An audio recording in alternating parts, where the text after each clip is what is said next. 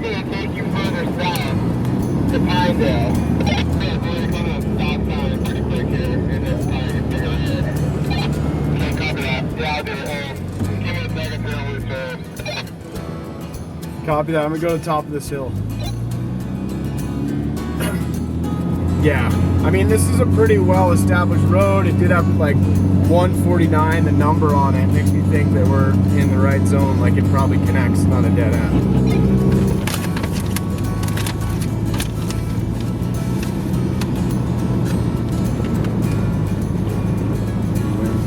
That's fucking way down south.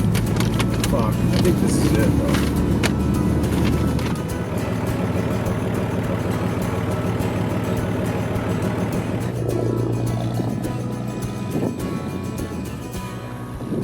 I'm Rob Lapier.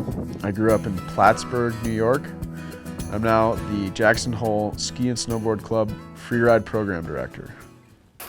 Josh, take a step to 2 steps to the right. I didn't get into skiing until I was about 8 years old, and the very first time I skied, I think I connected with that feeling of freedom and just flying down the mountain, playing with gravity, and a young adrenaline-charged boy. It was that like positive reinforcement that I needed to be addicted.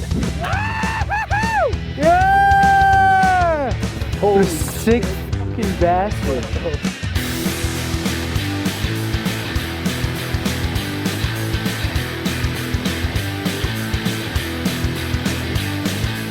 I had an opportunity when I was 14 years old to go to Colorado and got to ski powder for the first time ever. Growing up on the East Coast, that's something that you dream about, and getting to experience that for the first time is an addicting thing. Holy crap, that was flat and fun and deep! The next pivotal moment for me was in college. I was making all my decisions based around skiing. Dollars and cents wise, it didn't make any sense to continue going to school in Vermont, then go to school where the skiing's 10 times better. And within 3 days of investigating this school, packed up my car and was gone out to Colorado Mountain College. My motivation was that being a pro skier was like a ticket around the world. And I was really looking for something different at that time in my life, ready to move into more of a big mountain ski scene. But I got my ass kicked. I went through a lot of injuries in the 8 or 10 years. Felt like every time I would go to a comp, I was on my bottom dollar and gambling everything. All right, in third place, total score 104.13, Rob Lapier. All right, well done, Rob.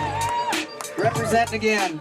All right. I mean, when I first landed here, I was ski bumping it as hard as possible, like sharing a loft with 3 other people, paying as little as possible for rent, working as little as possible. But I realized I didn't have the resources to dedicate to as much time as it took to be the pro skier I wanted to be.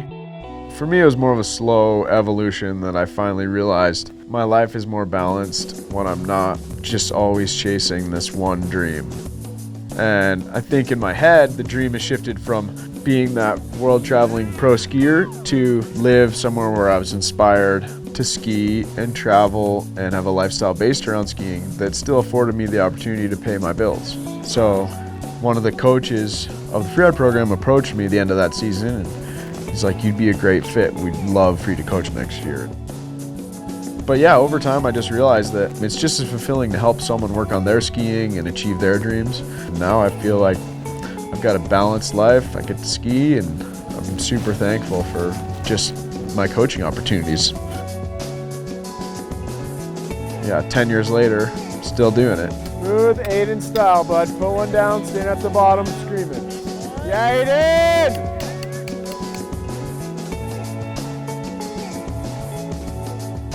This is such a great place to be, but it doesn't come without a struggle, Real estate is through the roof, and there's nowhere to live here. I mean, I definitely doubted myself. I went back to the East Coast for like 3 or 4 months just thinking that I was gonna become a cop in upstate New York.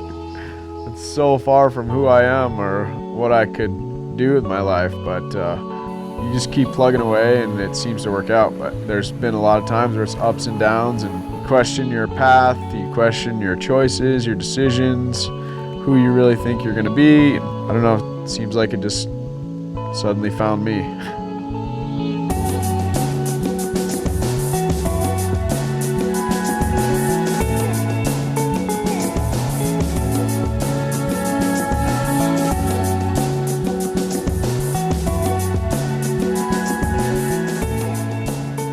I knew I couldn't live somewhere that I didn't want to be. I wanted to live somewhere where I was inspired. And if we only have one life to live, so you gotta like take advantage of it, live it to the fullest. And everyone that's here wants to be here. And if you weren't willing to endure the struggle it takes to be here and to be rooted here, then you would have been weeded out. And it's because you want it and you're willing to work for it.